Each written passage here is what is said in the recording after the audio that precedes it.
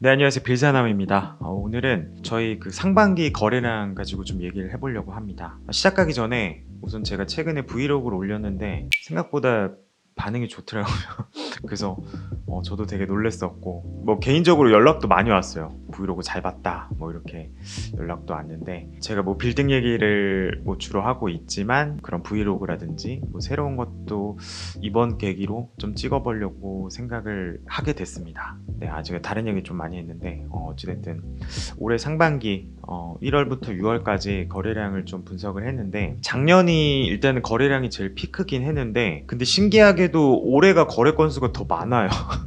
물론 이제 인원이 좀 늘어난 것도 있지만 작년 대비해서 거래량은 한 20% 정도 더 늘어났습니다. 뭐 여러 가지 이유가 있겠지만, 제가 계속 말씀드렸지만 주요 지역에 좀 많이 초점이 맞춰져 있어요. 주요 지역 위주로 좀 거래를 많이 했었고, 그것 때문에 그래도 올해 좀 선방을 한 것 같습니다. 그 최근에 영상 올린 게 하나 있는데, 뭐 빌딩 아무거나 사지 말자고 제가 영상을 좀 올렸는데, 그것 때문에 뭐 계약이 진짜 뭐 취소된 것도 있었고, 회사 내부적으로도 막 이렇게 연락이 왔었는데, 확실한 거 아니면은 지금 뭐 살 때가 아니라는 거는 저는 뭐 변함이 없고, 앞으로도 좀 그렇게 많이 할 겁니다. 그래서 주요 지역 위주로 저희가 좀 더 집중을 할 거고, 어그로 제목이 좀 세긴 했는데 어찌됐든 주요 지역에 좀 집중해서 사자라는 거는 변함이 없습니다. 지금 썰물이 오는 시기이기 때문에 누가 잘못 샀는지가 이제 곧 밝혀질 겁니다.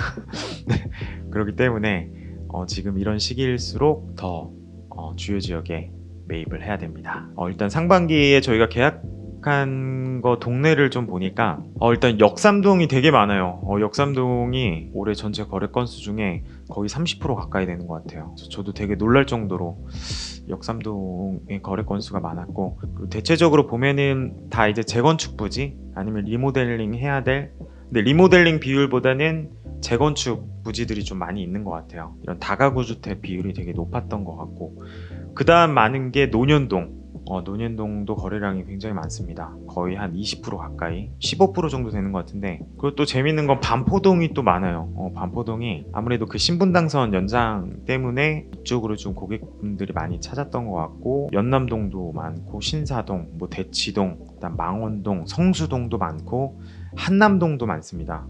그리고 또 재미난 곳이 송정동, 성수동 바로 건너편인데, 몇몇 분들이 여기가 이제 또 확장될 거다라고 해가지고 또 뭐 매입을 하시는 경우가 있었고, 그다음 성산동, 뭐 청담동. 그래서 기본적으로 강남구는 거래가 많이 됐어요. 기타 지역, 뭐 삼성동도 많이 됐고, 앞으로 좀 거래량이 전체적으로 좀 줄긴 할 거예요. 제가 전 영상에도 말씀드렸지만 작년보다는 거래 건수가 좀 많이 줄어들 거고, 대신에 지역 간의 격차가 굉장히 좀 커질 거다라고 보고 있고, 그리고 제가 말씀드린 이쪽 지역들, 뭐 강남구나 이쪽 뭐 반포나 이쪽 인근 쪽은 뭐 투자용으로도 많이 사지만 직접 쓰시려고도 많이 사거든요. 그러니까 저희가 집도 비슷해요. 그러니까 집도 전에 항상 이제 상승장에는 그냥 투자용으로 많이 샀잖아요.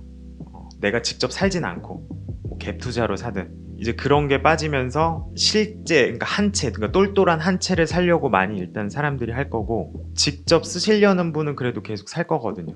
근데 강남에 집을 사고 싶다라는 분들은 너무 많고, 그 최근에 제가 기사 보니까 어디 저기 왕십리역 쪽에 뭐 1,000억 정도 되는 빌딩을 현금 주고 샀더라고요, 어떤 그 업체에서. 예, 그래서 그걸 보면서도 느낀 게, 실제로 사용하실 분들은 산다, 계속 산다라고 보시면 될 것 같고, 그리고 그분은 심지어 대출도 안 받아요. 이런 주요 지역 같은 경우에는 실제로 쓰실 분들이 많이 또 매입을 하기 때문에 저는 가격이 계속 오를 거라고 생각을 합니다. 또 이러면은 계속 오를 거다라고 하면 앞으로 또 달릴 수도 있지만 격차가 더 많이 생길 거예요. 네. 지금 아파트 같은 경우에도 전체적인 거래 건수는 줄어들었지만, 대장 아파트들이 있잖아요. 주요 지역에 뭐 예를 들어서 뭐 아크로 리버파크라든지 뭐 PH 129라든지 나인원 한남도 이번에 최고가 찍었고, 그다음에 더일도 찍었고, 주요한 지역에는 계속 최고가를 계속 경신할 거라고 저는 예상을 하고, 그게 경신됨으로 인해서 비슷한 것들도 같이 덩달아서 올라갈 것 같아요. 공급 자체가 좀 되게 한정돼 있기 때문에 그런 부동산들은 되게 좀 각광을 더 받을 것 같습니다. 대신 전체적으로 썰물이기 때문에 빠지는 데는 되게 좀 확실히 빠질 것 같아요. 그래서 일단은 뭐 하반기도 지켜봐야 될 것 같긴 하는데 하반기도 저희가 12월 달쯤 저희가 통계가 나오면은 한번 또 말씀을 좀 드리겠습니다. 이번을 좀 계기로 이렇게 좀 썰물 시기에는 저희도 더 좀 주요 지역에 집중을 할 예정이고, 진짜 유동성 잔치일 때 막 진짜 말도 안 되는 지역까지 뭐 거래가 많이 되고 가격이 많이 오르긴 했지만, 이런 썰물 때는 더 주요 지역에 사야 되고, 잘못했다간 진짜 큰일 납니다. 네. 그리고 거래 건수 저희가 이거 올해 중개한 거 보니까 완성돼 있는 건물은 없어요.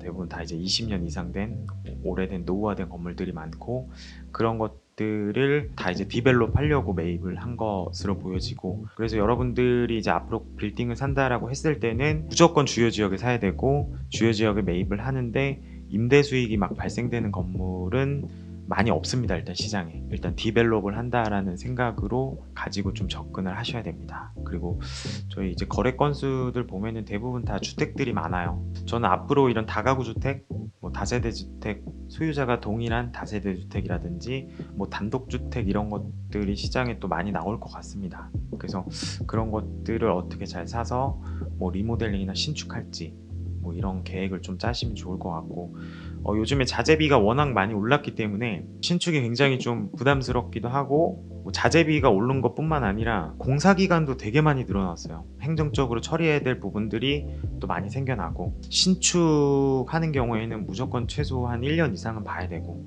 주요 지역에 있는 이런 건물들은 임대료도 좀 많이 올랐어요. 생각보다 매일 임대차 계약 하나 하는 것도 있는데 그것도 임대료가 굉장히 좀 많이 올랐습니다. 그래서 여러분들이 최고가의 부동산 거래들도 좀 보셨으면 좋겠어요. 지금 시장이 너무 안 좋다고 하는데 왜 나인원은 팔릴까? 왜 한남더일은 팔릴까? 그런 것들도 조금 유심히 보신다면 이 시장이 좀 어떻게 흘러가는지를 좀 아실 수 있을 것 같아요. 뭐 강남에 되게 고급 오피스텔, 여기 뭐 청담동에 뭐 디아포제 막 이런 것도 그렇게 비싼데도 막 20억 넘는데도 다 팔렸어요. 막. 그래서 이 사람들이 왜 이쪽 지역에 부동산을 살려고 할까? 조금 관심을 가지시면 좋을 것 같습니다. 그래서 오늘 영상 여기까지 하고요. 다음번에 저희가 또 뭐 계약한 거 가지고 또 얘기를 한번 또 드리겠습니다. 네, 여러분들 다음 시간에 뵙겠습니다. 감사합니다.